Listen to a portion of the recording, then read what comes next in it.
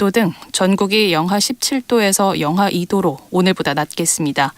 내일 낮 최고 기온은 서울 영하 2도 등 전국이 영하 4도에서 영상 5도로 오늘과 비슷하거나 조금 낮겠습니다. KBS 1라디오 10시 뉴스를 마칩니다. 아나운서 박지원이었습니다. KBS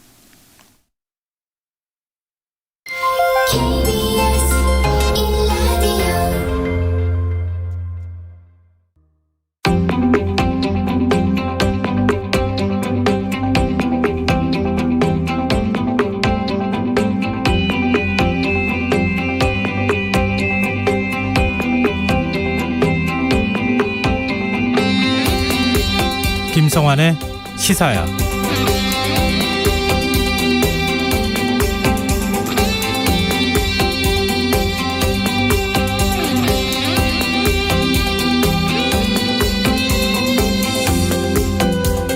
안녕하십니까. 시사평론가 김성환입니다. 민주당 이재명 후보와 국민의힘 윤석열 후보가 나란히 국정운영 구상과 정책 공약을 밝혔습니다. 이재명 후보는 대한민국을 세대 5대 강국으로 이끌겠다는 내용의 신경제 비전을 발표했고요. 윤석열 후보는 신년 기자회견을 열고 임대료 나눔제와 부모 급여 도입 방안을 제시했는데요. 이렇듯 여야 유력 주자들이 정책 행보를 이어가고 있지만 정작 정치권에선 야권 단일화 향배에 관심이 쏠리는 분위기입니다. 야권 단일화의 중심엔 국민의당 안철수 후보가 있는데요. 안 후보는 오늘 한국기자협회 초청 토론회에 참석해 대선 완주 의사를 밝혔습니다. 자신이 지난 대선에서 3위를 했지만 제3당 후보가 대선에서 20%가 넘는 득표율을 기록한 것은 고 김대중 전 대통령과 본인 둘뿐이었다는 겁니다. 그렇다면 국민의힘 상황은 어떨까요? 윤석열 후보는 단일화와 관련해 신중한 태도를 보이고 있지만 국민이 판단할 문제라며 여지를 남겼고요. 국민의당에서도 어느 시점이 되면 국민들이 한쪽으로 정리를 해주실 것이다, 이런 발언이 나왔는데요. 이번 대선에서 과연 야권 단일화가 이루어질 수 있을까요? 국민의 판단, 지금으로선 예측하기 어려워 보입니다만 어떻게든 정치적 셈법이 아닌 국민의 마음을 읽는 쪽으로 결론이 나야 하지 않을까요? 자세한 정치권 소식 잠시 뒤 이어지는 뉴스에서 자세히 살펴보겠습니다. 북한이 오늘 동해상으로 탄도미사일로 추정되는 발사체를 쐈습니다. 북한의 미사일 발사 새해 들어 벌써 두 번째인데요. 문재인 대통령은 대선 시기를 앞둔 이 미묘한 시점에 북한이 미사일을 연속 발사한 것에 대해 우려를 표하기도 했습니다. 이 문제 어떻게 봐야 하는지 더 깊이 있게 들여다보는 인터뷰 시간에 전문가와 얘기 나누겠습니다. 화요일 코너죠. 빅데이터를 통해 인터넷 이슈를 살펴보는 이슈 이수다 코너도 마련되어 있으니까요. 많은 관심 부탁드립니다. 김성환의 시사에는 청취자 여러분들의 많은 참여와 관심 기다립니다. KBS 라디오 애청자분들이라면 이미 알고 계실 수도 있을 것 같은데요. 오늘부터 새해 첫 라디오 청취율 조사 기간이 시작됐습니다. 그래서 시사야에서는 프로그램을 홍보하고 청취자분들의 참여를 독려하는 작은 이벤트 진행해 보려고 하는데요. 2022년 시사야에 바라는 점이 있다면 무엇인지, 혹은 작심삼일에 그치지 않도록 시사야가 함께 응원해줬으면 하는 청취자분들의 새해 결심이 있다면 문자 보내주십시오. 늘 그렇듯 청취자 여러분들과 작정하고 소통하는 청취율 조사 기간에는 평소보다 많은 분들께 선물 드립니다. 총 10분을 추첨해서 커피와 케이크를 드실 수 있는 모바일 쿠폰 보내드리니까요. 많이 참여해 주십시오. 평소처럼 방송 내용과 관련한 의견도 보내주셔도 됩니다. 참여하실 번호는 샵9730이고요. 짧은 문자는 50원, 긴 문자는 100원의 이용료가 부과됩니다. 콩 게시판을 통해서도 무료로 참여하실 수 있고요. 콩 어플리케이션과 KBS 1라디오 유튜브 채널을 통해서도 저희 방송을 실시간으로 시청 또 참여하실 수 있습니다. KBS 1라디오 김성환의 시사야. 그럼 지금 시작하겠습니다.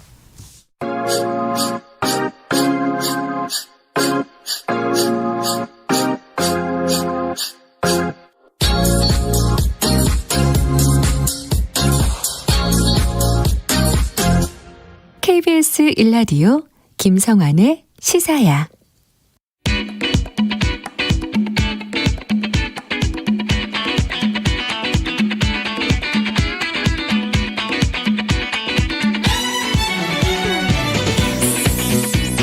오늘 어쩌던 뉴스 꼼꼼히 정리해드리는 뉴스야 시간입니다. 오늘은 곽재훈 프레시안 기자 나와 계십니다. 안녕하세요. 네, 안녕하세요. 네, 국회가 오래간만에 법안 통과했다는 소식이 좀 들렸는데요. 오늘 새해 첫 본회의를 열고 40여 건의 법안을 처리했어요.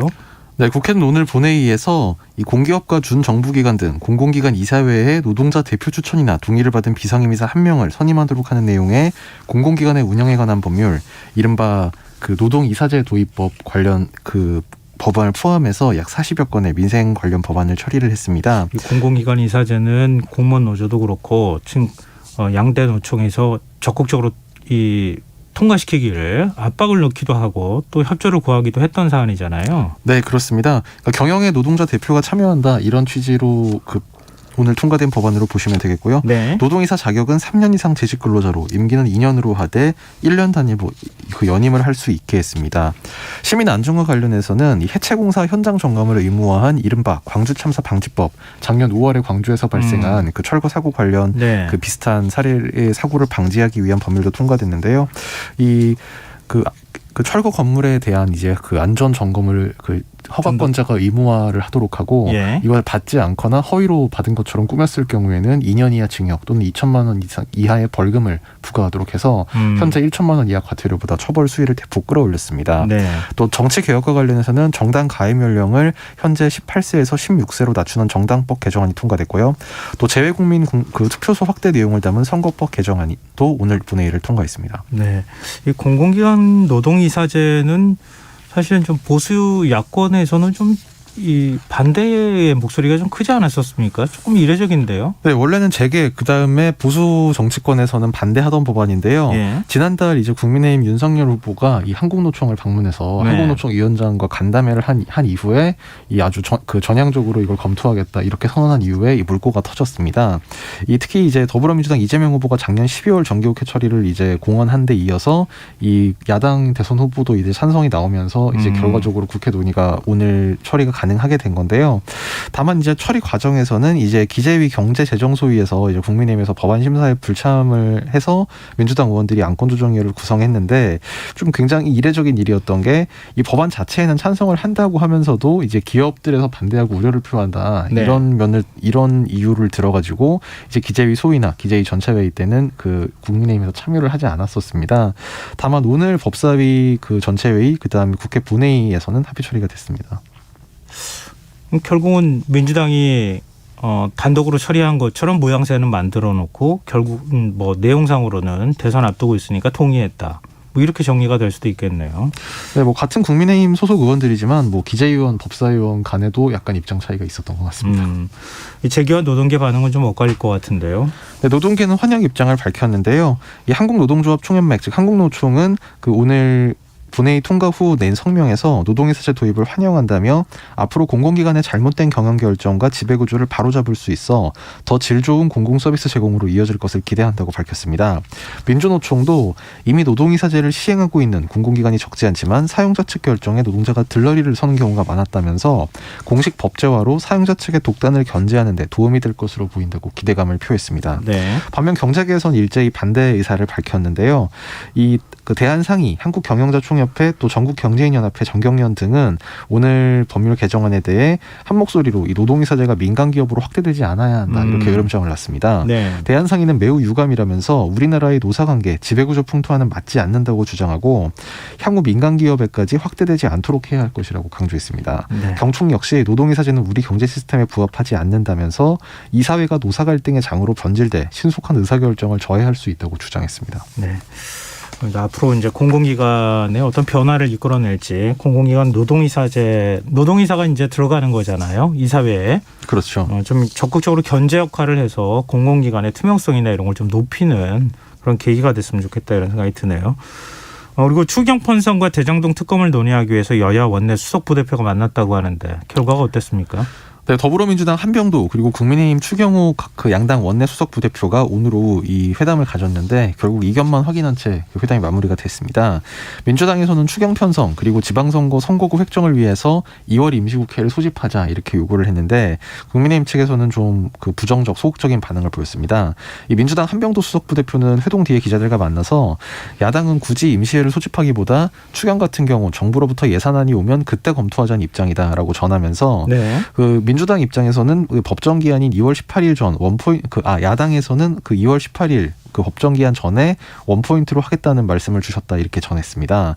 국민의힘 측에서는 이 추경호 수석부 대표가 정부에서 추경을 할지 안 할지 방침이 정해졌다고 알려진 바가 없고 국회에 추경안이 오지도 않았는데 처리 일정을 잡는 것 자체가 적절하지 않다고 주장했습니다. 뭐 기존의 입장은 다시 반복했다 이렇게 보이는데 민주당은 다음 달 15일 이전에 추경안을 처리하겠다 이런 입장이라고요? 네, 민주당은 이제 오늘 원내 지도부 회의를 열고 이 자리에서 이 대선 공식 선거운동이 시작되기 전, 그러니까 다음 달 14일까지 이 추경 예산안 국회에서 처리하겠다는 입장을 밝혔는데요. 민주당 조호섭 원내대변인은 이 원내대책회의 브리핑에서 추경은 2월 14일을 전후에 국회 처리를 예상한다면서 공식 선거운동이 시작되는 2월 15일 이후로 가면 대선 일정과 맞물리기 때문에 그 전에 처리해야 한다고 말했습니다. 정부는 어떤 입장입니까? 지금 뭐 이렇게 이해관계가 서로 상충되고 있는 상황인데. 뭐 정부에서는 뭐 아직까지 그 기존에 그 추경을 당장 편성하는 것에 대해서는 좀 이제 난색을 표하는 입장을 계속 유지를 하고 있는데요. 네. 다만 이것과 관련해서 지금 이 초과 세수가 당초 예측보다 좀 늘어나면서 한 10조 원 정도 더 늘었다고 얘기하는 거죠? 네, 맞습니다. 이제 물론 이게 법적으로 이것을 바로 추경에 사용하는 데는 좀 장애 요인이 있습니다만 네. 어쨌든 여야 정치권에서 이제 추경을 편성을 요구하는 목소리에 대해서 최소한 이제 돈 없어서 못한다는 얘기는 이제 할 수 없는 상황이 됐는데요. 네. 지금 이제 기재부의 예측과는 달리 이 정부가 이 작년 본 예산에서 이제 예측한 이 세수가 원래 282조 7천억 원 정도였는데 네. 이것을 초과하는 추가 세수가 50조 6천억 원이라고 이제 오늘 기재부가 밝혔습니다. 네. 여기서 그러니까 그 또 이제 여기서 적게는 5조 원에서 많게는 8조 원까지 더 이제 늘어날 수도 있다 이런 관측까지 나오고 있는데요. 네. 이 다만 원칙적으로는 이제 법적으로는 그 지난해 초과 세수를 올해 추경에 활용할 방법은 없고 이제 국가재정법에 따라서 세계 잉여금으로 넘기면 이제 지방교부세 등으로 이제 각 지자체에 나눠주는 돈, 네. 그 다음에 국가 채무 상환, 그 다음에 다음 연도 이입 등의 방식으로 처리를 하게 되는데 이제 그리고도 이제 남은 게 있으면 이제 일부 추경을 검토할 수 있다. 이제 기재부는 이런 입장이긴 한데요. 아까 말씀드렸다시피 정치권에서는 이렇게 그 추가 세수가 많이 거쳤으니까 이것을 가지고 이제 그 추경을 편성해서 소상공인 자영업자를 지원하자 이런 주장에 더 힘을 실게 될 것으로 보입니다. 뭐 이런 문제를 떠나서 기재부가 지금 추가 세수를 지난해 한 60조 가까이 추가 세수를 예측하지 못했다는 얘기가 되는 거잖아요. 50조 원을 예측 못했고 다시 또 들어올 돈까지 합하면은 이건 좀 그 세수 들어오고 또 세출까지도 생각하는 입장이라고 한다면 기재부가 할 말이 없는 이런 상황이 되지 않나 그런 생각이 드는데요. 네. 또 정치권의 추경 편성에 대해서 어떤 논의를 모아갈지 좀 지켜보죠. 저 화제를 좀 바꿔보겠습니다. 민주당 이재명 후보 오늘 신경제 비전을 발표했어요. 이른바 뭐 이제노믹스라고요? 네. 아재라고 할 뻔했네요. 네. 그렇게 표현했으면 아마 이 후보가 굉장히 섭섭했을 것 같은데요. 네. 이재명 후보는 오늘 이제 이른바 이재명 정부 경제 공약을 집대성한 신경제 비전을 선포하는 자리를 가졌습니다. 앞서 신년 기자회견에서 밝혔던 이른바 555 공약, 그 국력 세계 5위, 국민소득 5만 달러, 주가 5천 시대의 그 구체적인 로드맵이라고 할 수 있겠는데요. 이 후보는 비전 발표문에서 우리는 에너지 전환, 디지털 전환, 그리고 최근에 코로나 팬데믹까지 동시에 맞으며 역사적 대전환의 시대를 살고 있다면서 이 555 공약 달성 시점에 대해서는 임기 내에 도달하겠다는 건 아니지만 초장기적으로 지향할 목표는 아니다. 이 최단기간에 도달하겠다는 비전이자 목표다. 이를 위해 국가의 대대적 투자가 필요하다고 밝혔습니다. 이 후보는 내일은 한국산업기술진흥협회를 찾아서 중견 중소기업 대표들과 간담회를 갖고 산업자원 분야 정책을 발표합니다. 근데 국민의당 안철수 후보가 내 공약 베꼈다 이렇게 주장을 했어요. 어제 그 안 후보가 이런 얘기를 했는데요. 네. 그 더불어민주당 이재명 대선 후보가 이제 최근 발표한 경제 공약이 자신의 1호 공약을 모방했다 이런 주장을 안 후보가 지난 10일에 했습니다. 네. 안 후보는 어제 여의도에서 열린 더 좋은 나라 전략 포럼 초청 특강 이후에 기자들과 만나서 자신의 공약이 옳은 방향이라는 것을 인정하는 측면도 있겠지만 그렇게 계속 큰 정당에서 아이디어도 못 내고 베끼면 곤란하지 않느냐 이렇게 이 후보를 겨냥을 했습니다. 근데 이 후보가 얘기하는 555하고 안 후보가 얘기하는 555는 완전히 다르지 않아요? 어쨌든 그 슬로건이 비슷하다. 뭐 아마 이런 점을 좀 강조를 한 걸로 보이고요. 상대적으로 아무래도 안 후보 같은 경우에 인지도 면에서 이재명 후보에게는 좀 미치지 못하기 때문에 좀 그런 점을 이제 이렇게 이야기를 하면 그 안 후보의 공약은 뭔지 유권자들이 아무래도 한번 찾아보게 되는 또 그런 효과가 있네요. 그런 것을 좀 노린 게 아닌가 싶습니다. 네, 알겠습니다. 저는 생각하지 못했던 점을 좀 짚어주셨던 것 같아요. 민주당 이재명 후보가 정책을 발표하는 모습이 애플 창업자 스티브 잡스를 연상케 한다. 뭐 이런 얘기도 있더라고요. 네, 뭐 사실 뭐 스티브 잡스가 아직까지도 이제 혁신의 아이콘처럼 보이기 때문에 네. 이른바 신경제 비전을 발표하는 자리에 좀 어떤 그런 이미지가 더 씌워지기를 좀 기대한 것이 뭐 이 후보 본인 그리고 이제 특히 이 후보의 이미지 전략을 컨설팅하는 참모들의 그 노림수가 아니었나 싶고요. 네. 오늘 이제 이른바 그 미국 그 유명 강연 행사인 테드 연설자처럼 네. 이를테면 뭐 스티브 잡스처럼 뭐 이 목폴라티를 입고 그다음에 뭐 왼쪽 뺨에 이 무선 마이크를 착용한 채로 이제 네네. 무대를 걸어다니면서 발표를 한다든지 특히 이제 앞에 단상을 놓고 공약을 발표한 형식이 아니라 이제 무대 위에 올라가서 프레젠테이션 PT 방식으로 뭐 공약을 발표한다든지 뭐 이런 게 뭐 이제 정치권에서 물론 요즘 간간히 보이긴 합니다만 아직까지는 이제 아주 일반적인 상황은 아닌 좀 이례적인 모습이었습니다. 근데 많이 했는데. 네, 그렇습니다. 네, 그렇죠. 그렇게 효과가 어느 정도 나타날지 좀 지켜보고요.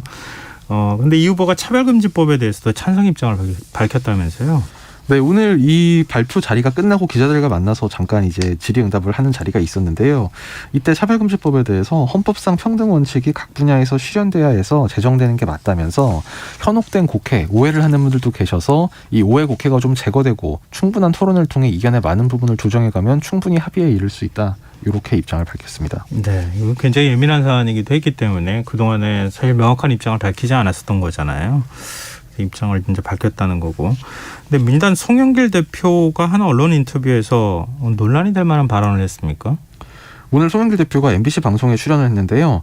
그 자리에서 이재명 후보도 새 정권 창출이다. 그러니까 정권 교체 여론이 높다는 취지의 질문에 대해서 이렇게 얘기를 하면서 안철수 후보가 무조건 정권 교체를 말하는데 이 후보는 문재인 정부에서 탄압받던 사람이다. 기소돼 죽을 뻔했지 않느냐. 이렇게 말해서 눈길을 끌었습니다. 이 송 대표는 안철수 후보를 겨냥해서도 총통이 아니라 대통령을 뽑는 건데 아무리 좋은 생각을 가졌어도 삼석 미니 정당을 갖고 어떻게 국정을 끌고 갔겠느냐. 이렇게 비판했습니다. 네. 지금 문재인 정부에서 탄압받던 사람이라는 게 논란이 된다는 거죠? 네, 이제 그 표현에 대해서 뭐 이제 아무래도 그 기존 이제 문재인 정부와의 좀 차별화 전략을 아마 의도한 게 아닌가 싶은데 여당 후보로서 좀 이게 적절한 표현이냐 이런 부분도 좀 그 논란이 된 것 같습니다. 네, 지금 여러분께서는 KBS 라디오 김성환의 시사회와 함께하고 계십니다. 계속해서 뉴스야 이어가겠습니다. 이번에는 국민의힘 윤석열 후보와 관련한 얘기 해보죠.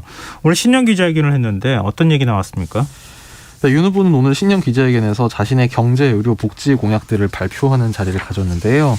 뭐 가장 눈에 띈 거는 이제 임대인, 임차인, 국가가 이 자영업자 임대료를 공동 분담하는 임대료 나눔제, 그리고 아이가 태어나면 1년간 매월 100만 원의 정액급여를 국가가 지급하겠다는 공약, 뭐 청년 주택 공급 등의 부동산 정책 등이었습니다. 윤 후보는 오늘 서울 성동구의 한 카페에서 이 진심 변화 책임을 주제로 이런 신년 기자회견을 열었는데요.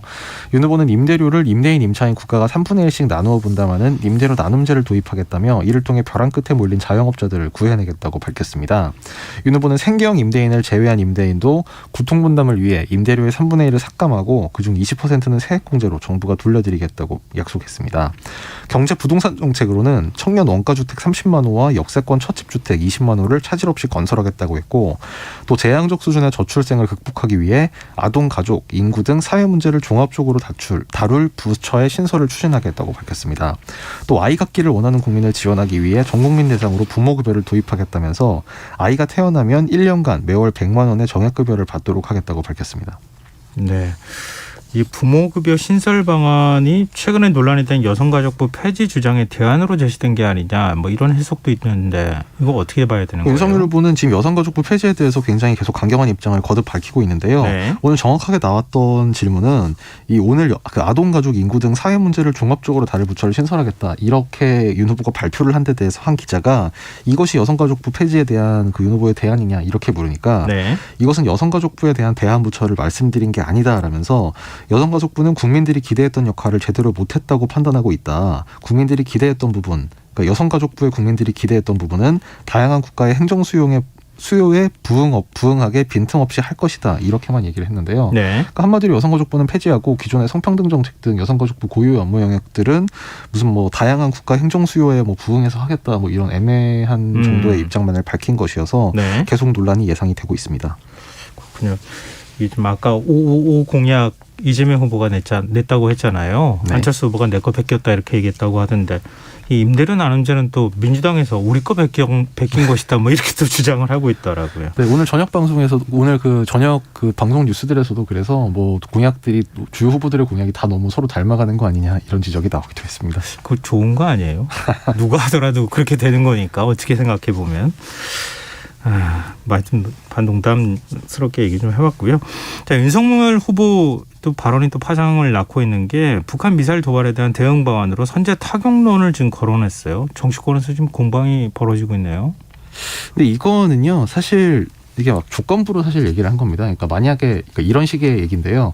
북한이 핵미사일을 발사할 징후를 포착하면 선제 타격을 하겠다. 뭐 사실 어떤 면에서는 당연하다고 할 수 있는 차원의 이야기인데 기존에 우리 군에서 갖고 있는 킬체인 개념을 설명하긴 한 거잖아요. 원래 킬체인이라는 게 사실 그 원래 뜻이 그런 뜻이긴 네. 한데요. 어쨌든 이제 대중 정치인 특히 대통령이라든가 대통령 후보들 같은 경우에는 이제 대외관계 안정성이라든가 이런 걸 고려해서 이런 표현을 직접적으로 입에 올리진 않았었는데 좀 뭐 정치 경력이 얼마 안 돼서 그런지 사실 이거를 좀 입에 담은 게 논란이 되긴 했습니다. 그러니까 우리 군의 개념으로는 갖고 있고 실전에도 또 그걸 준비하고 있는 상황이긴 하지만 예를 들어서 북한이 미사일을 쏘거나 뭐 요즘 오늘 거론한 것처럼 핵미사일을 쏜다고 하는 징후가 확인됐을 때 우리가 선제 타격한다 이렇게 되면 이거는 전시 상황을 로 가는 걸 전제로 해서 이루어지는 작전 개념이잖아요. 그러니까 오늘 윤 후보가 그 신년 기자회견을 열고 공약을 발표한 뒤에 이제 기자들과 한 30분 정도 질의응답을 가졌는데 예. 이 자리에서 이 북한이 오늘 그 미상의 발사체를 발사했다. 이게 신형 탄도미사일로 보이는데 어떻게 생각하느냐 한 기자가 이렇게 질문을 하니까 예. 지난 5일에도 극초음속 마하 5 이상의 미사일을 발사했다 이렇게 지적을 하면서 이 마하 5 이상은 수도권에 도달하는 시간에 걸리는 시간이 1분 이내에 넣어서 요격이 사실상 불가능하다. 선제 타격밖에는 막을 방법이 없다. 이렇게 얘기를 한 겁니다. 네. 이에 대해 그 국민의힘 그 원일이 그 선대위 대변인은 북한이 핵을 탑재한 극초음속 미사일 도발 경우를 가정해 그 경우 선제 타격밖에 막을 수 있는 방법이 없다고 말한 것이라고 이제 그 정확한 앞뒤 맥락을 설명을 하면서 예. 이 현재 KAMD 즉 한국형 미사일 방어 시스템으로는 극초음속 미사일 요격이 불가능하다는 것이 냉정한 평가이기 때문에 이 킬체인 선제 타격이 유일한 방법이고 그 대한민국군 매뉴얼로 존재하는 선제 타격은 근거가 아니다 이렇게 해명을 했습니다. 네. 알겠습니다. 민주당이 이 부분에 대해서 좀 적극적으로 반박하고 또 비판을 하는 상황이어서 또 논란이 어떻게 하는지 좀 보고요. 그리고 윤석열 후보 지금 정부의 방역 정책이 비과학적이다 이러면서 환기 등급제를 주장하고 나섰다는데 이게 어떤 겁니까? 네, 그 사실 이거는 환기 등급제라는 게 환기가 잘 되는 시설에 대해서는 이제 방역 패스나 이제 거리두기 이런 거에 대해서 이제 조금 느슨하게 좀 풀어주자 이런 취지라고 이해를 하시면 되겠는데요. 예. 윤 후보는 오늘 국회 토론회에서 시설별로 체계적인 환기 등급제를 적용하는 방안을 검토해야 한다면서 환기 정도에 따라 감염 전파에 차이가 있다는 건 질병관리청 자료로도 확인된 사실이라고 주장을 했습니다. 윤 후보는 또 국공립기관부터 우선 적용하고 민간 시설에 대해서는 중앙정부와 지자체가 기준을 마련할 필요가 있다고 부연했습니다. 국민의힘 선대본부 산하 코로나 위기 대응위원회 위원장을 맡고 있는 정기석 전 질병관리본부장도 정부가 환기 지침만 내놓고 정책에 반영하지 않고 있다면서 환기만 잘해도 감염률이 30에서 50%가 준다고 이 부연 설명을 했습니다. 네. 자, 국민의당 안철수 후보는 오늘 한국기자협회 초청 토론회에 참석했는데 단일화에 대한 명확한 입장을 제시했어요. 뭐 한마디로 단일화 안 하겠다라는 이야기였는데요. 예. 안 후보는 오늘 그 한국기자협회 초청 토론회에서 단일화에 관심이 없다 하면서 당연히 조건이나 이런 것에 대해 생각해 본 적이 없다고 강조했습니다. 안 후보는 대통령 선거에 출마한 이유가 제가 대통령이 되고 정권 교체를 하겠다는 것이라면서 이번 대선에서 단일화 없이 끝까지 완주하겠다는 의사냐 이런 질문에 대해서 그렇다고 이 단답형으로 답을 했습니다. 네. 또 국민의힘 국민의당 공동정부론에 대해서도 공동정부가 대통령제에서 제대로 작동하지 못하고 결국 약속도 지키지 못하고 깨진 선례를 봐왔지 않느냐 이렇게 선을 긋기도 했습니다. 뭐 오늘 언론과 인터뷰에서 2012년 문재인 후보에게 후보 자리 양보한 게 가장 후회가 된다 뭐 이런 얘기를 하기도 했던데. 네, 조선일보 인터뷰였습니다. 네네. 근데 국민의힘 내부에서는 야권 단일화에 대해서 좀 찬반 논란이 있는 모양이네요. 네, 이제 그 반대 같은 경우는 뭐 이제 당연히 이제 윤석열 후보도 이거를 공개적으로 언급을 꺼리고 있고 언급을 하지 않아야 한다고 주장을 하고 있고 네. 이준석 대표나 뭐 김재원 최고위원 등등 이제 사실상 그 안 후보에 대해서 이제 상당히 공세를 취하고 있기 때문에 뭐 안 후보와 단일화 논의를 반대하는 목소리는 지금 공개적으로 나오고 있는데 네. 다만 이제 후보 입장에 좀 후보와 당 대표와 이제 다른 입장이기 때문에 공개적으로 실명을 걸고 말하진 못하지만 좀 당내 일각에서는 좀 익명을 전제로 이렇게 야권이 분열돼서 이제 선거에 나가면 그 결과적으로 백전백패다. 필패하는 게 아니냐 이런 우려들이 조금씩 나오곤 있습니다. 네, 알겠습니다. 이 논의도 아마 앞으로 더 커질 것 같으니까요. 좀 저희가 추후 소식 알려드리는 걸 서로 하고요. 저희가 청취자 여러분들께 청취율 조사 기간을 맞아서 새해 소망 그리고 또 저희 시사에 바라는 점 저 의견 받고 있는데요. 2177님께서 퇴근 후 가족들 저녁 식사 챙긴 후 집안일 하면서 매일 듣고 있습니다.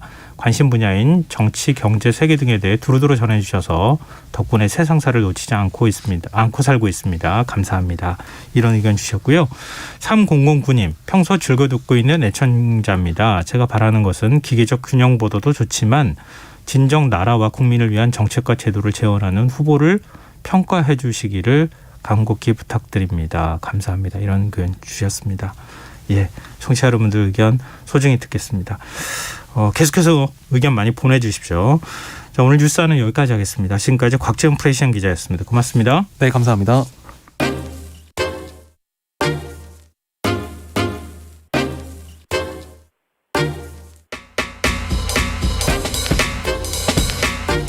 바쁜 당신이 알아야 할 모든 것 여기에 있습니다. KBS 1라디오 김성환의 시사야. 앞서 뉴스야 시간에도 저희가 소식 전해드렸지만 북한이 오늘 오전 동해상으로 탄도미사일로 추정되는 발사체를 쐈습니다. 새해 들어 벌써 두 번째인데요. 유엔 안전보장이사회가 긴급 소집된 날 보란듯이 미사일을 발사한 북한의 의도는 무엇일지 또 향후 한반도 정세는 어떻게 전개될지 홍민 통일연구원 연구위원 연결해서 얘기 나눠보겠습니다. 안녕하십니까? 예, 안녕하세요. 네, 오늘 발사체 쏜 것에 대해서 극초음속 미사일로 지금 군 당국은 추정하던데요. 일단은 이 미사일은 어떤 종류의 것인지 어떻게 보십니까? 예, 극초음속 미사일, 소위 이제 극초음속 활공 비행체, HGV라고도 이제 표현을 하고요. 예. 또 그것이 아니면은 마브라고 보통 얘기를 해서 기동식 재진입 미사일, 보통 이렇게 이제 부르는 또 종류가 있습니다. 네. 이 두 가지 가지고 있는 속성이 상당히 다른데, 초기, 그러니까 1월 5일 날 발사했을 당시만 해도 합동참모본부에서는, 후자, 소위 이제 기동식 재진입 미사일에 가깝다라고 이제 약간, 평가를 했었는데, 네. 오늘 이제 발사한 것이 정확하게 이제 내일 북한 신문을 통해서 다시 한번 재원이 공개가 되겠지만, 오늘 합동참모본부에서 추정한 거리라든가, 비행 거리라든가, 고도, 속도 등을 보면은, 아무래도 이제 HGV, 소위 이제 극초음속 활공 비행체의 가능성이 높아졌다 이렇게 판단이 되고요. 예. 이제 간단히 설명을 드리자면 HGV 소위 이제 극초음속 활공 비행체는 한 대기권 한 100km 정도, 100km 이렇게 지상에서부터 100km 정도까지 탄도 궤적을 따라서 올라가다가 로켓체가 이제 분리되면서 사실상 그때부터는 이제 하강하면서 수평 비행을 이제 소위 글라이더 방식으로 쭉 하게 됩니다. 근데 이 글라이더 방식으로 수평 비행하는 과정에서 상하 좌우로 상당히 벌칙적으로 이제 기동을 하거든요. 그렇기 때문에 이제 사실 목표물까지 가는 과정에 이걸 요격하는 것이 사실상 상당히 어렵습니다. 지금 현존하고 있는 요격 체계, 미사일 방어망 체계로는 사실상 요격이 매우 어려운 그런 미사일이다라고 보여지고요. 그 반면에 이제 소위 이제 마브라고 얘기하는 기동식 재진입 미사일 같은 경우에는 일반적인 탄도미사일 궤적하고 동일하게 이제 포물선을 그리면서 나갑니다. 그래서 대기권 밖을 나갔다가 대기권을 다시 진입해서 들어오는 과정에서 기동성이 좀 발휘되는 겁니다. 근데 기본적으로 궤적은 탄도미사일 궤적을 따라서 가기 때문에 앞서 얘기했던 HGV 같이 소위 이제 변칙성이라든가 기동성은 훨씬 더 적은 상태입니다. 그래서 사실상 발사한 이후에 궤적을 따라 날아가기 때문에 요격하기가 훨씬 더 용이한 부분이 있고, 다만 이제 끝부분에서 상당한 기동성을 갖고 있기 때문에 조금 마지막에 이제 요격하기가 좀 어려운 부분, 요 차이는 있는데 기본적으로 최근에 이제 러시아가 이제 아방가르드라든가 이런 신체 개발해서 지금 배치돼 있는 극초음속 활공 비행체 같은 경우에는 전자 HGV에 속해서 상당히 이제 첨단화되어 있는 사양이고 또 지금 중국이 개발하고 또 사실상 배치하려고 하고 있는 극초음속 미사일도 역시 마찬가지로 HGV에 속합니다. 그리고 이제 사실 이제 북한이 이제 개발하고 있는 것은 바로 이제 HGV의 초기 단계인지 아니면은 그냥 기동식 재진입체 미사일인지가 사실 논쟁적인 좀 부분인데 네. 오늘 그 미사일 발사 그 추정하고 있는 지금 고도라든가 속도 뭐 이런 것들을 추정해 봤을 때 전체적으로 HGV 소위 극초음속 활공 비행체로 가고 있는 기술적으로 진화하고 있는 과정으로 보는 것이 맞지 않겠는가. 그 일환으로의 발사 실험 과정이 아닌가 이렇게 보여지고요. 네. 지난해 9월과 올해 1월 5일 그리고 엿새 후인 오늘 이렇게 발사한 세 그 발사의 어떤 과정을 보면은 네. 기본적으로 속도가 마하 3, 마하 6, 그다음에 오늘 마하 10까지 해서 속도가 점점 빨라졌기 때문에 네. 사실상 이제 HGV라고 보통 얘기할 수 있는 속도의 수준은 상당 부분 이미 도달해 있는 것으로 보여지고요. 네네. 다만 이제 이것이 정밀 타격이 가능한 소위 정밀 유도 장치를 내장하고서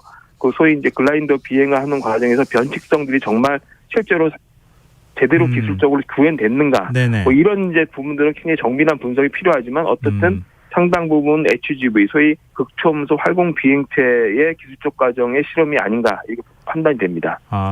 그러니까 아직 성공했다, 개발에 성공했다 이렇게 단정하기는 어렵지만 기술적으로 상당히 진보하고 있는 것은 맞다 이렇게 지금 네네. 평가해 주신 것으로 보이는데요. 근데 발사 시점이 좀 묘해요. 네.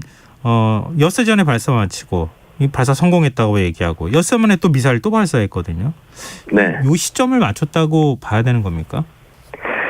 예, 일단 이 북한이 보통 이제 과거에 신종 무기들, 특히 이제 신종 미사일을 개발을 하기 위해서 어떤 그 발사 실험을 했던 패턴이 있습니다. 예. 그 패턴을 보면은 보통 성능 확인을 위해서 2, 3회 발사를 한 세트로 묶어가지고 보통 며칠 간격 내지는 아주 집중적으로 특정 시기에 굉장히 집중적으로 이 발사를 한 2세트에서 3세트 정도씩 발사합니다. 그러니까 한 세트에 2, 3번 발사를 한다면은 최소 뭐 6번에서 최소 9번 정도를 특정 시기에 집중적으로 발사하는 그런 패턴들이 있습니다. 예. 즉 말해서 이런 신종 무기를 개발하기 위해서는 그 무기에 대해서 확인해야 될, 점검해야 될, 뭐 개선해야 될 부분들을 체크하기 위해서 상당 부분 집중적으로 이제 그 발사 계획, 소위 발사 일정을 잡는 것이 일반적인 것이죠. 근데 그런 차원에서 봤을 때 지난해 9월에 발사하고 나서 좀 더 이제 성능을 개선해야 되는 부분들을 발견했을 테고, 그래서 아마 이제 올해 들어와서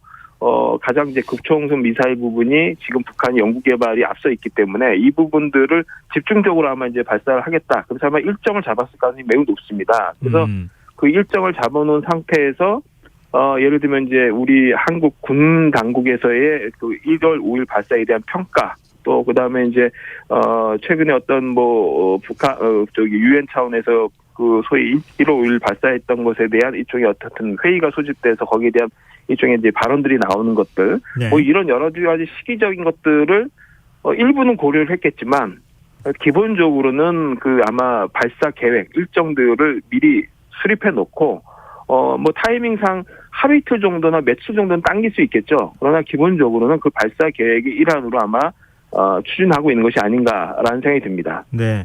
근데 그 문재인 대통령이 대선을 앞두고 있어 북한의 미사일 발사가 우려된다 이런 입장을 밝혔거든요. 네. 대선에 영향을 미칠 의도가 있을까요? 저는 이제 뭐 그렇게 보기는 좀 어렵지 않은가라는 생각이 듭니다. 일단 북한 소재, 북한 이슈 자체가 대선에서 이렇게 딱 그 효과를 발휘하거나 주목을 받는 시기는 좀 지난 좀 상황이고요. 네. 그리고 실제 북한이 이런 전략 무기를 실험하는 걸 통해서 자신들에게 이익이 될 만한 어떤 상황을 이 남북관계나 또는 대선에 영향을 미쳐서 과연 얻을 수 있는가라고 봤을 때 사실 별로 그닥 얻을 수 있는 것이 없거든요. 네. 그래서 오히려 그 한국의 대선보다는 이미 이제 지난해죠. 지난해 1월에 제8차 당대회를 열면서 공개적으로 전략무기 개발 5대 중대 가업을 이미 얘기를 했거든요. 그래서 얘기했던 5대 중대 가업들을 올해 좀 집중적으로 많이 달성을 하려고 아마 노력을 하는 것을 보여집니다. 그 이유는 다 아시다시피 올해 2월 16일이 김정일 탄생 80주년이고요. 네. 또 4월 15일이 김일성 탄생 110주년입니다. 그래서 네. 북한이 뭐 서히 꺾어지는 해, 정주년이라고 표현하는 5년 단위의 그런 개념으로 본다면은 아주 중요하게 여길 수 있는 80주년, 110주년이 해당이 되고요. 네. 다 아시다시피 가장 큰 그 기념일로 치러진 때가 바로 김일성 탄생과 김정일 탄생입니다. 그래서 뭐 김정은 아마 총비서 입장에서는 특별히 다른 성과를 내세울 게 없기 때문에 바로 이런 꺾어지는 해, 이런 정주년의 기념 행사가 있는 이 해를 나름대로 뭔가 자신의 성과를 보여주는 데 있어서 가장 지금 많이 달성한 부분은 국방력 강화 부분이니까 네. 이 당대회에서 제시했던 전략무기 5대 중대 가업 중 일부를 최소한 5월의 상반기 또는 1, 4분기 내지는 2, 4분기까지 일정 부분 좀 강하게 푸시해가지고 많은 부분 성과를 보여주겠다. 뭐 이런 쪽에 약간 더 관심을 갖고 있을 가능성이 높고요. 또 이제 지금 최근에 미국이 뭐 중국과의 어떤 갈등 부분, 또 러시아와 지금 우크라이나를 두고서 뭐 갈등하고 있는 부분들, 그리고 네. 미국이 어떻든 국제 현안에 관련돼서 지금 정책 집중도가 북한에 이렇게 가 있지가 않거든요. 예, 그래서 예. 어쨌든 이렇게 미국의 관심이 좀 다른 데 가 있고 또 한국이 좀 대선 때문에 조금 어수선한 분위기가 있거든요. 이제 예. 이런 환경 안에서 자신들이 그 빨리 완수하고자 하는 이 전략무기 개발 프로세스를 요 시점에 적절하게 이런 어수선한 분위기를 활용해서 실험할 수 있다고 보는 거죠. 그래서 이 기회를 잘 네네. 활용하고 있다는 것이 오히려 맞는 해석일 것 같습니다. 근데 좀 궁금한 것은요. 극초음속 미사일이면은 뭐 한반도 저쪽 끝에서 이쪽 끝, 남쪽 끝까지 오는데 그렇게 시간이 오래 걸리지는 않잖아요. 네네. 이게 우리를 겨냥해서 만드는 겁니까? 아니면 만드는 개발의 의도를 어떻게 해석해야 됩니까? 오늘 윤석열 후보가 킬체인 언급하면서 선제 타격론을 얘기하기도 했었는데. 네, 일단 뭐 북한의 공식적인 이제 발언을 뭐 다 믿을 수는 없지만 예. 어쨌든 북한이 지난해 김정은 총비서의 입을 통해서 연설을 통해서 얘기한 것은 미국과 한국이 더 이상 자신들에겐 주적이 아니다. 그리고 자신들의 전략무기 개발은 한국을 위협하거나 미국을 위협하기 위해서 만드는 것이 아니다. 자신들은 평화를 지키고 전쟁을 억제하기 위한 차원 이하도 없다. 뭐 이런 식으로 이제 표현을 했는데요. 네. 사실 이제 이런 표현들은 어떻든 자신의 전략무기 개발을 5년 내에 최대한 완수하겠다고 계획을 발표했는데 그 계획들을 어떤 특정 상대를 위해서 개발한다라고 얘기할 경우에 갖는 그런 리스크가 있거든요. 그래서 네네. 근데 그런 부분들을 회피하기 위해서 어떻든 자신들은 특정 국가를 상대로 하는 것이 아니다라고 이제 표면적으로 얘기하고 있지만 네. 사실 그 지금 개발하고 있는 무기들의 대부분이 한미의 어떤 전략 자산 또는 한미가 갖고 있는 어떤 전력의 상당 부분 대응해서 또는 그것을 압도하거나 그것을 보복하거나 그것을 생존하기 위한 무기들을 대체적으로 지금 발사하고 있습니다. 그러니까 뭐 네네, 알겠습니다. 예전에 신종 무기 보통 개발했던 것들은 우리 한미가 갖고 있는 미사일 방어망 체계를 뭐 뚫을 수 있는 틈새를 네네. 놓을 수 있는 무기들이 있고 또 일본에 있는 미국의 제7함대가 이제 전시증원 시에 한반도로 이제 전개될 때 그것을 이제 어떤 저지시키는 용도의 사거리에 그런 해당되는 미사일들을 개발한다든가. 그러니까 대체적으로 언제든지 그런 한반도의 주요한 상황들에 군사적으로 개입하거나 군사적으로 보복하거나 할 수 있는 용도의 무기들이라는 거죠. 이제 그런 알겠습니다. 측면에서 우리 입장에서 상당히 위협적인 무기가 될 수 있겠다. 그러니까 전혀 위협적이지 않다 이렇게 얘기하기는 어려운 것이죠. 그러니까 어쨌든 그들의 입장이 표면적으로는 위협하기 위한 용도가 아니라고 하지만 기본적으로 무기가 갖고 있는 특성상 충분히 이제 위협도가 있다고 봐야 되는 거죠. 네, 알겠습니다. 지금 뭐 시점상으로도 그렇고 또 무기의 어떤 위력이나 이런 점에서 볼 때 상당히 우리 입장에서 좀 우려할 수밖에 없는 이런 상황인 것만은 틀림없는 것 같네요. 네, 오늘 여기까지 말씀 듣겠습니다. 고맙습니다. 예, 감사합니다. 예, 지금까지 홍민통일연구원 연구위원이었습니다.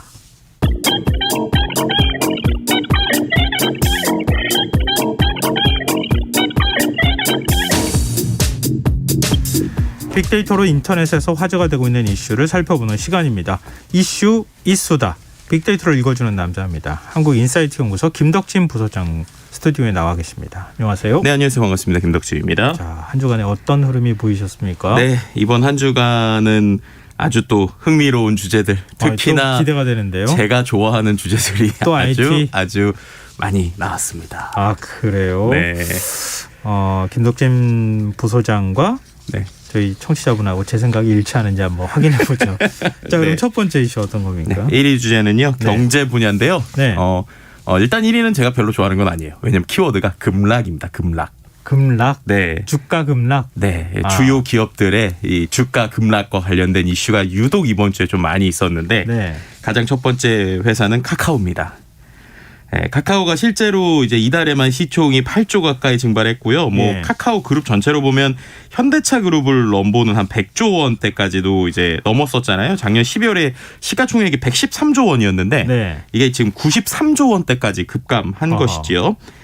뭐 10일 기준으로 보더라도 전 거래일 대비해서 카카오가 3.4% 떨어졌고 뭐 또 카카오뱅크 7% 이상, 뭐 카카오페이도 3% 이상 계속 떨어지는 모습을 보여줬는데요. 이런 것들 때문에 전체적으로 합산을 했을 때 카카오 그룹의 시총이 말씀드린 것처럼 93조 원까지 떨어졌다는 겁니다. 그래서 네. 뭐 삼성, SK, LG, 현대차 다음으로 이제 그룹 합산 시가총액 5위까지 이제 올라갔었는데요. 계속 이렇게 떨어지는 부분들이 왜 그런가에 대한 이야기도 좀 많이 나오는 것 같아요. 네. 뭐 두 가지라고 볼 수 있는데 첫 번째는 이제 이른바 이제 빅테크에 대한 규제 리스크 때문이다라는 이야기들이 뭐 나오고 있고 뭐 이런 부분이 뭐 전반적으로 향후 계속적으로 가는 것이 아니냐, 뭐 전 세계적인 흐름이 이런 것이 아니냐라는 첫 번째가 있고 네. 두 번째는 오히려 이게 최근에 가장 이슈가 됐던 것 같은데 카카오 신임 원래 공동대표로 내정이 됐었던 예. 류영준 공동대표 내정자의 이른바 먹튀 논란이었죠. 네. 카카오 대표가 이제 카카오페이가 상장을 하고 나서 경영진의 대량 매각을 통해 가지고 주가가 이제 14.3% 정도 3일 동안 3거래일간 급락한 적이 있었죠. 네. 근데 이러다 보니까 이런 부분에 있어서 이른바 도덕적 해이 아니냐라는 이야기들이 계속 나왔었고요. 예. 뭐 이른바 카카오페이 먹튀 방지법 이런 얘기들까지 나왔었는데 이런 이제 이슈가 됐었던 사람이 어떻게 보면은 이 카카오 전체의 공동대표 내정이 됐다라고 하니까 이것에 대한 좀 부담이나 혹은 분노들이 좀 있었던 것 뭐 같고요. 노조에서도 반발하고 그래서 결국 대표직에서 물러났잖아요. 네, 그렇죠. 결국에는 네. 물러났지만 뭐 예. 이런 부분에 있어서 계속 좀 이야기가 나오고 있고 그러다 보니까 일각에서 계속 얘기 나오는 게 김범수 의장이 지금까지 카카오를 좀 키웠었던 방식이 이른바 형님 리더십이라고 하잖아요. 그러니까 자기가 친한 사람들, 그 계속적으로 있었던 사람들을 계속 그 안에서 분할시키고 그들 간의 경쟁을 통해서 키웠는데 네. 이런 것들이 오히려 이른바 최근에 도덕적 해이를 만드는 것이 아니냐라는 비판들이 좀 일고 있습니다. 그래서 뭐 기업 가치가 계속 너무 많은 관련사들이 상장을 하면서 희석되고 있다고 보는데 카카오 모빌리티, 카카오 엔터테인먼트도 계속 상장을 하는 상황이 되다 보니까 이런 부분에 있어서 이른바 지금까지 있었던 방식이 좀 비판을 받고 있고요. 특히나 이제 김범수 의장의 그 지분율도 상당히 좀 이슈가 되고 있는 것 같습니다. 네. 탑10 기업 중에 가장 신생 기업인 카카오인데 국내 시총 탑10 중에 근데 그 중에서 김범수 의장 또 특수관계인인 카카오 지분이 25.47%니까 이게 보면은 이른바 이제 우리나라 4대 그룹이라고 그러죠. 뭐 삼성이나 현대차 이런 데들도 대부분 다 지분율이 오너 일가가 지분율이 10% 이하거든요. 네. 그럼 그런 걸로 봤을 때 이러한 김범수 의장과 특수관계인들이 25.47%다라는 거 너무 높은 것이 아니냐라고 하는 전반적인 좀 비판의 목소리가 계속 나오고 있는 상황이라고 볼 수 있을 것 같습니다. 근데 뭐 주가로 말하면은 카카오만 떨어진 건 아니잖아요. 그쵸. 다른 기업들도 좀 급락이라는 검색어가 네. 보였다고요. 네, 그 중에서 또 가장 많이 나왔던 키워드가 또 LG생활건강 그리고 신세계 이야기를 좀 안 할 수가 없을 것 같은데요. 네. LG생활건강 같은 경우에는 4년여 만에 100만 원을 처음으로 하회 100만 원 이하가 됐고요. 아마르퍼시픽도 이제 52주 차 신저가를 썼는데 이런 것들이 왜 그럴까라고 이야기됐을 때 일단은 중국이 요즘에 이제 리스크가 크다 뭐 이런 얘기들이 좀 많이 나오고 있던 상황이 있었습니다. 특히나 LG생활건강 같은 경우에는 화장품 부분의 영업이익의 감소세가 두드러지는데 이런 부분에 있어서 뭐 중국 의존도가 50% 이상인데 중국에 대한 좀 리스크가 있는 것이 아니냐는 이야기가 있었고요. 근데 오히려 이것보다는 이번에 하락에 대해서 뭐 계속 이야기되는 것은 이제 신세계와의 연관성들이 좀 많이 나오는 것 같아요. 네. 이제 증권가에서 계속 나오는 이제 정용진 신세계 부회장의 SNS 발언이죠. 뭐 이른바 멸공이라는 단어 때문에 네. 이게 중국에서 한국 제품 불매 운동으로 뭐 있는 것이 아니냐 이런 우려도 나오고 뭐 신세계뿐만 아니라 이제 거래다 보니까 중국과 가장 관련돼 있던 LG생활건강도 계속 좀 주가에 대한 영향을 좀 받고 있는 상황이다. 다른 기업들한테 불똥이 튀었어요. 그렇죠. 그러니까 이제 그래서 이거에 대해서 이제 제 주변에 SNS에서도 이제 애널리스트 분들이 도저히 이해가 안 된다라고 할 정도로 이게 도대체 왜 그런 것인가 해서 가장 좀 피해 아닌 피해 기업으로 좀 LG생활건강 얘기를 좀 많이 했고요. 예. 그래서 결국에는 어떠한 발언이 결국엔 많은 기업들에게 또 영향을 미치는 이런 것들도 우리가 한번 생각해 볼 수 있는 이런 부분이 있었고요. 또 한 가지 기업 중에 하나는 쿠팡도 좀 이슈가 됐는데 네. 쿠팡 같은 경우에는 우리나라에 상장한 건 아니죠. 뉴욕 증권거래소에 상장을 했는데 네. 쿠팡 역시도 지금 역대 최저 주가를 기록하고 있다고 그래요. 그래서 기존에 있었던 어떤 그 지금 이커머스에서 계속적인 적자 행진들이 이제 더 이상 이제 계속적으로 시장에 버텨줄 것이냐, 아니면 이 안에서 좀 흑자를 노려야 될 것이냐라는 이야기가 나오고 있는 상황으로 볼 수 있을 것 같습니다. 네, 뭐 정의진 부회장 뭐 옹호하는 쪽에서는 표현의 자유다 이렇게 얘기하는데 주주들의 손해를 끼치고 지금 표현의 자유를 얘기한 것이나 다름없고 다른 기업들한테까지 좀 피해줄 그렇죠. 우려가 있다. 이제 이런 상황인데 글쎄요. 뭐 기업 측 오너도 뭐 표현할 수 있는 자유는 있겠지만 그게 다른 사람들한테 손실로 가는 것. 그렇죠. 이건 또 어떻게 봐야 되는가? 그건 또 별도의 문제가 아닐까 싶네요. 네. 자, 2위 주제 가볼까요? 네, 2위 주제부터 이제 제가 좋아하는 주제입니다. 산업 분야인데 자동차가 나왔거든요. 예. 근데 그 자동차가 CES 2022와 연관된 주제라고 볼 수 있을 것 같습니다. 어떤 자동차인데요? 전기차 이야기들이 좀 나왔는데요. 네. 일단은 전기 자동차에 관련돼서 이 CES에서 상당히 많이 나왔는데 그 중에 이제 어떤 포인트들이었냐면 우리가 이제 전기차 하면 테슬라를 떠올리는데 테슬라뿐만 아니라 내연기관에서도 이제 전기차에 집중하겠다고 했고 네. 기존의 자동차에 참여하지 않은 기업들도 자동차를 만들겠다라고 한 두 가지 이슈라고 보시면 될 것 같아요. 첫 번째는 이제 GM의 이제 이슈인데 GM이 CES 2022에서 기조연설에서 어떤 얘기를 했냐면 최소 30대 그러니까 30종류 이상의 전기차를 출시할 것이다. 그리고 2030년까지 북미와 중국에서 생산되는 차량의 50%를 전기차로 전환하겠다라고 이제 아주 강력하게 선포를 했고요. 네. 두 번째 이제 소니가 지금 이번에 그 전기차를 내놓겠다라고 이제 이야기합니다. 삼성전자가 전기차 만드는 거랑 비슷한 거잖아요. 그렇죠. 어찌 보면. 네, 이제 실제로 보면 이제 소니가 좀 의미가 있는 게 전기차 핵심 부품이라고 할 수 있는 배터리 사업을 소니가 5년 전에 포기를 했었어요. 예. 그랬는데 지금 다시 전기차를 아예 만들겠다라고 하면서 컨셉적으로 보여줬던 여러 가지 뭐 예를 들면은 전기 SUV 차죠. 스포츠 유틸리티카 컨셉카를 이제 공개를 했고요. 그 안에서 어떤 부품들을 협력을 하면서 하겠다는 좀 구체적인 그림이 나오다 보니까 말씀하신 대로 더 이상 자동차가 자동차주가 아니라 특정 전자주에서들도 만들 수 있다라고 하는 것들을 좀 보여주는 것 같고요. 자율주행 전기차가 이제 휴대폰처럼 될 거다. 네, 그러다 보니까 이제 계속 우리가 얘기 나오는 애플카도 언젠가 나올 것이다. 뭐 이런 얘기도 같이 나오고 있고 실제 이번에 CES에서 LG도 약간 컨셉카이긴 했지만 자동차를 좀 선보였어요. 이제 그러다 보니까 정말로 이제 전기차 시대가 되면은 우리가 알고 있었던 자동차 회사라고 하는 경기가 무너지는 것이 아닌가라는 얘기가 나왔고요. 또 LG는 전장 사업에 있어서 전 세계 글로벌 경쟁력을 가지고 그러니까요. 있어요. 네, 언제든 맞습니다. 마음먹으면 만들 수 있다고 얘기하더라고요. 네, 그러니까 좀 흥미로운 게 그랬더니 현대차는요 이번 쇼에서 자동차를 안 가지고 나오고 예. 모빌리티하고 로봇만 가지고 나왔어요. 네, 그러니까 아예 이제 거기는 또 한 단계 더 나가서 우린 더 이상 자동차 회사가 아니다. 모빌리티 회사다라는 것도 이제 상당히 흥미로웠고 그래서 이제 보스턴 다이나믹스라고 하는 이제 로봇에 아주 잘 나가는 회사를 이제 현대차가 인수를 했는데 네. 그 회사랑 같이 해서 로봇캐 그러니까 스팟이라고 불리는 게 있는데 이걸 네. 어떤 그림을 보여주냐면 이른바 우리가 메타버스 가상 공간에서 공장에서 물건을 옮겨요.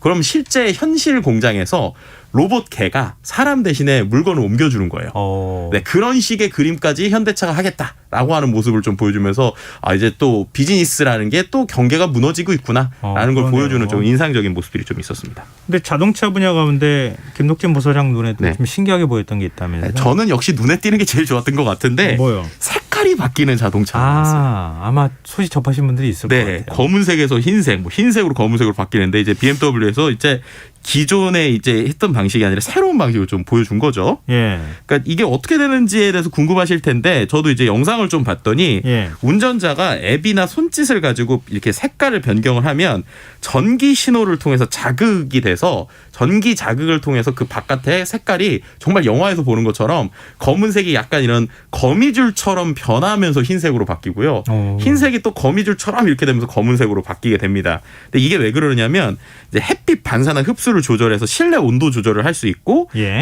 환경 친화적으로 만든다고 해요. 그래서 지금은 검정색하고 흰색만 되는데 앞으로 뭐 다양한 색깔이 가능할 수 있다고 밝혔는데 중요한 건 이렇게 되면 운전하다가 차의 색깔이 막 바뀌면 예. 다른 운전자들이 이거 뭐야 하고 이제 한마디로 산만하게 하거나 시야를 방해할 수 있잖아요. 예. 이러다 보니까 이게 시판이 될지 이게 판매가 될지는 조금 더 법적으로 논의가 필요하다. 뭐 이런 얘기들이 같이 나오고 있습니다. 아니 뭐 다 같이 바뀌는 차 타면은 아니죠. 모든 사람이 운전을 안 하면 자율주행이 되면 아마 신기하다 이러고 지나가지 않을까 아니, 이런 생각을 좀 해보게 아니 될 것 같아요. 자율주행 차가 있는데 뭐하러 색깔 바꿔면서 해요? 이게 차 안 갖고 있어도 되는데. 말씀드린 대로 이게 어쨌든 안을 좀 이제 조금 덜 뜨겁게 하는 기술이라니까. 아, 그래요? 네. 알겠습니다. 또 범죄 이용하지 않을까 또 걱정되게 그런 되고요. 생각 드네요. 자, 3위 주제 어떤 겁니까? 3위도 IT입니다. 아, 3위는 그래요? 이제 말씀드린 2위는 산업에서 자동차였고 예. 3위는 IT 분야인데 이것도 CES 2022인데요. 이렇게 우리나라 CES 좀 뜨거운 이유를 일단 좀 설명드려야 될 것 같은데 국내 기업이 정말 많이 참여했어요. 이게 실제로 2,200개 업체가 전 세계적으로 나왔거든요. 예. 그 중에 우리나라 기업이 500개였습니다. 그러니까 4분의 1이죠. 예. 그러니까 이게 도대체 라스베가스인지 한국인지 모를 정도로 정말 많은 기업들이 참여했는데 네. 그 중에서도 올해 가장 핵심 키워드 중에 하나는 환경이었거든요. 환경 중에 이제 뭐 다른 것들은 많이 나왔으니까 좀 눈에 안 띄는 걸 제 기업을 하나 가져왔는데 반도체 관련 기술에서요. 친환경 반도체 공정 장비가 우리나라 중소기업과 대기업이 같이 협업을 해서 나온 기계가 있습니다. 오. 이게 어떤 거냐면 이제 반도체를 만들어 보신 분들이나 아니면 관련 산업을 아시는 분은 알지만 반도체가 이제 가장 큰 문제 중에 하나가 그 반도체를 이른바 씻어낸다고 표현을 하잖아요. 그 네. 스크러버라고 하는데 그것들을 화학물질을 제거할 때 물을 엄청나게 많이 써요. 그리고 그 물을 이제 많이 쓰다 보니까 이게 폐수에 대한 이슈도 있고 또 이 물 자체가 환경을 파괴하는 것이 아니냐라는 얘기들 때문에 반도체 공장 주변에서는 상당히 항상 불만이 있는 상황이거든요. 근데 이번에 나온 기술이 뭐냐면 이렇게 반도체를 씻어주거나 반도체를 깨끗게 할 때 물이 필요 없는 기술이 우리나라에서 나왔습니다. 오, 그래요? 네, 그럼 그렇게 되면은 이제 전체적으로 지금 보면은 실제로 반도체 공정을 할 때 그러니까 반도체를 씻어내는 게 전체 물 사용량의 45%인데 이걸 줄일 수 있는 것이고요. 환경에도 이제 아주 도움이 되는데 이런 기술이 우리나라에서 이제 만들어지고 이제 실제 상용화가 되고 있다고 해요. 이게 초격차라는 말이 생각나네요. 네, 맞습니다. 아무도 못 따라오는 기술 격차를 우리가 가지고 갔으면 좋겠고요. 자, 4위 주제는 뭡니까? 4위는 생활이라는 키워드고요. 머리라는 키워드인데요. 탈모 관련 얘기입니다. 대선판에도 탈모가 이제 등장하더니 네. 생활에서 나온 건 탈모 자가진단법과 관련된 이야기들이 좀 SNS에서 화제가 됐어요. 자가진단법요? 네, 어떤 거냐면 정수리 부위 모발 그리고 뒤통수의 모발을 비교했을 때 뒤통수 모발에 비해서 정수리 모발이 좀 가늘어진 것 같다 느끼면은 탈모 초기가 의심되니까 병원을 꼭 가보시라고 하더라고요. 이게 실제로 이제 20년 이상 탈모 치료를 하셨던 병원의 교수님께서 방송을 해서 얘기를 해주신 건데 네. 보통 눈으로 봐선 비교하기 쉽지 않은데 뒤통수 쪽에다가 손을 쑥 집어넣고 다음에 정수리 쪽으로 손을 이렇게 쭉 집어넣어서 두 개를 이렇게 같이 만져보면 정수리 부분이 가늘어졌다는 걸 느끼게 된다고 그래요. 그래서 만약에 가늘어졌다라고 하면 빨리 병원에 오셔서 치료를 하루라도 빨리 받으시는 게 더 좋다. 뭐 이런 얘기들이 같이 나왔습니다. 자, 마지막 5위 주제는요? 네, 5위 같은 경우에는요. 스포츠 분야고요. 베이징 올림픽 관련 이야기인데 김연아 키즈라고 불렸었던 리틀 연하 중에 김예림 선수 그리고 유영 선수가 베이징 티켓을 획득했다는 소식이고요. 이번만큼은 또 새로운 어떠한 힘찬 출발력에서 그들의 선전을 기원한다. 뭐 이런 얘기들이 좀 화제가 되었습니다. 그렇군요. 아, 참 소식 전하다 보니까 막 네. 숨가쁘다 이런 느낌을 받을 정도로 굉장히 많은 화제들이 있었네요. 네. 네, 오늘 이슈 이수다 여기까지 하겠습니다. 지금까지 한국인사이트 연구소 김덕진 부소장과 함께했습니다. 고맙습니다. 네, 감사합니다. 네, 김성환의 시사야는 청취율 조사 기간을 맞아서 2022년 시사야에 바라는 점, 시사야가 응원해 줬으면 하는 청취자분들의 새 결심 문자로 받고 있습니다. 많은 분들이 좀 참여해 주셨으면 좋겠고요. 문자번호 샵 9730이고요. 짧은 문자 50원, 긴 문자는 100원의 정보 용료가 부과됩니다. 자, 1부 순서는 여기서 마치도록 하겠습니다. 전 11시 정각 2부에 다시 찾아오겠습니다.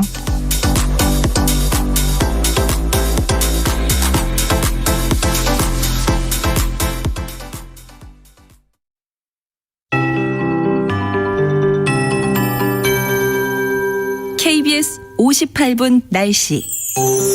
내일 충남권과 전라권, 제주도는 대체로 흐리겠고 그 밖의 지역은 대체로 맑다가 오후부터 차차 흐려지겠습니다.